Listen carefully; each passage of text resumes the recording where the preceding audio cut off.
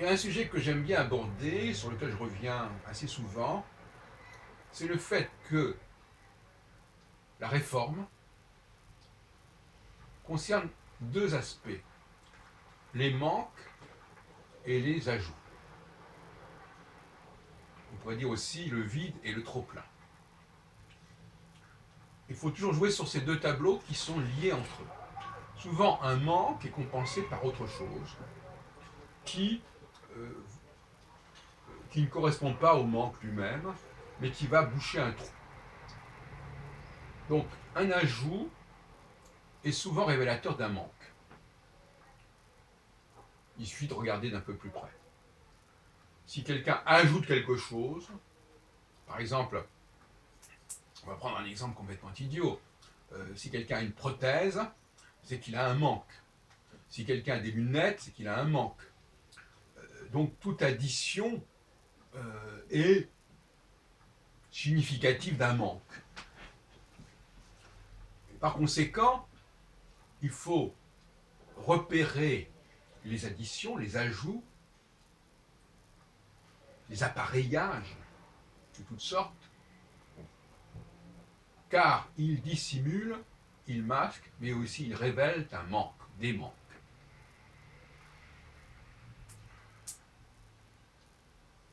Dès lors qu'il y a emprunt, quelque part, il y a un manque.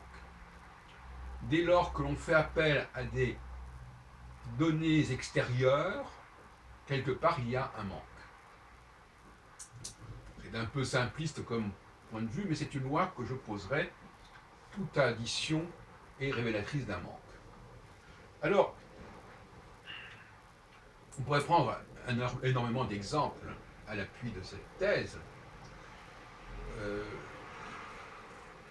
Il est certain que dans le domaine de la réforme, le mot-clé, c'est le mot forme. Retrouver la forme. Retrouver la forme, que ce soit celle d'un édifice ou d'un savoir, ou tout simplement d'un corps, c'est souvent et enlever des éléments qui ont été rajoutés. Ce sont des pièces rapportées. Par exemple, quelqu'un qui souffre d'obésité, il y a un ajout évident qui va déformer le corps, qui va mettre en cause son esthétique et originelle. Alors moi j'ai la position suivante, je dis toujours retrouver la forme d'origine.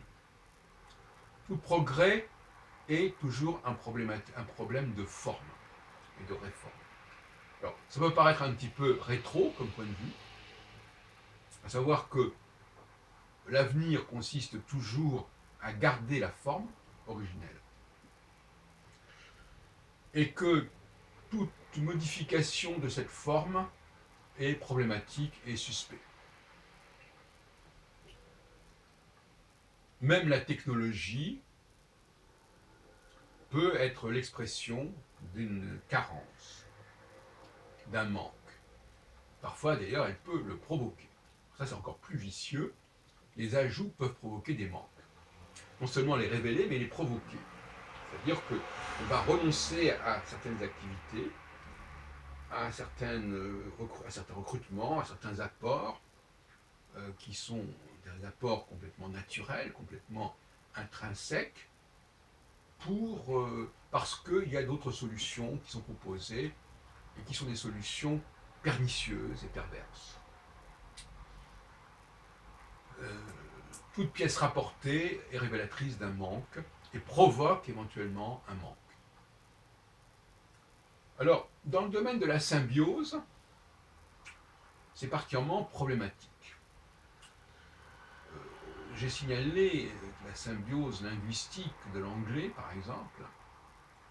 Il faudrait se réfléchir longuement sur pourquoi y a-t-il eu un tel emprunt massif,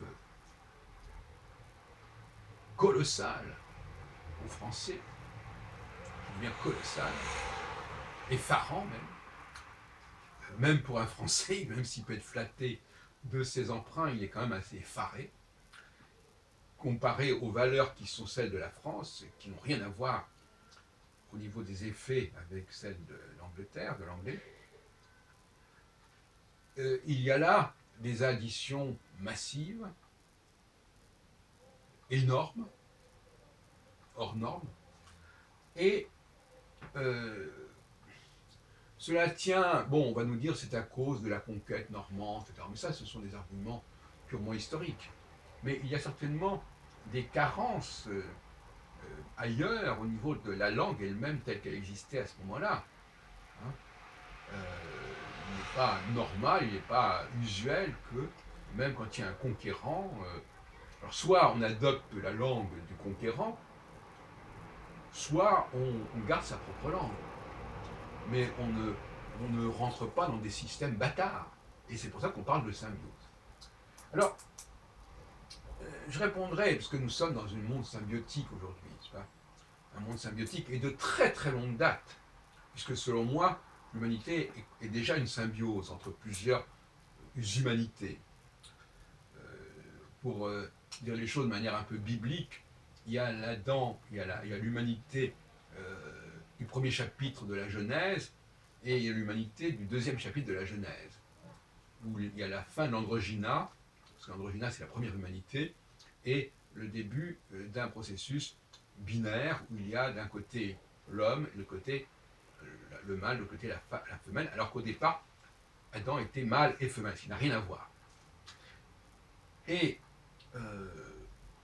la symbiose crée des dysfonctionnements, crée des incohérences, crée des dissonances. Alors, il faut savoir gérer tout cela. Il faut savoir qu'il y a une humanité qui est plutôt visuelle, une autre humanité qui est plutôt au niveau auditif, et que ces deux humanités, de toute façon, elles ne sont pas faites pour cohabiter en permanence. Elles sont faites pour être dans une intersection, comme quand il y a des échanges. Il y a des moments où il y a des échanges qui se font entre plusieurs groupes, entre plusieurs sociétés, entre plusieurs aires, AIRES. Mais ces échanges, comme leur nom l'indique d'ailleurs, veulent dire que ce sont des échanges ponctuels. Et je crois que le XXIe siècle, contrairement à ce que certains croient, que nous allons mettre fin au communautarisme, comme semble vouloir le dire Edwy Plenel dans son livre « Dire nous », contre les peurs et les haines, nos causes communes. Bon. Alors, moi, je ne suis pas du tout d'accord, je pense que c'est tout à fait à contre-courant de l'histoire, et qu'au contraire, on va avoir une conscience extrêmement aiguë des différences entre les différents mondes, entre les différentes communautés, ce qui ne veut pas dire du tout qu'elles vont se heurter, mais ça veut dire qu'elles vont garder leur intégrité respective, leurs intégrités respectives, et que l'État sera là pour réguler, pour harmoniser ces diversités, mais pas pour les supprimer ni pour les abolir. Car chaque communauté a sa propre richesse, a sa propre valeur. Alors, donc, il ne faut pas tomber dans une symbiotique du déni. La symbiotique, ça ne veut pas dire qu'il n'y a plus de différence. Ça veut dire qu'il y a une forme de laïcité, c'est-à-dire une forme de coexistence pacifique au sein d'un même État, avec certaines valeurs ou certains modes de fonctionnement qui sont communs, mais aussi avec des modes de fonctionnement qui sont propres à chaque groupe. Et donc je considère que les politiques n'ont pas à promettre des solutions globales qui seraient valables pour tout le monde.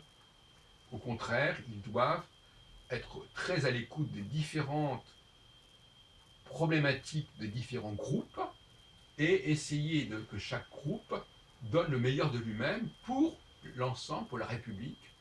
Mais dès que l'on extrait quelqu'un de son groupe, il y a problème. C'est pour ça que je ne suis pas du tout en principe, contre toute forme d'immigration, à partir du moment où elle est massive. Ça peut paraître bizarre, mais une immigration individuelle ne me paraît pas du tout intéressante.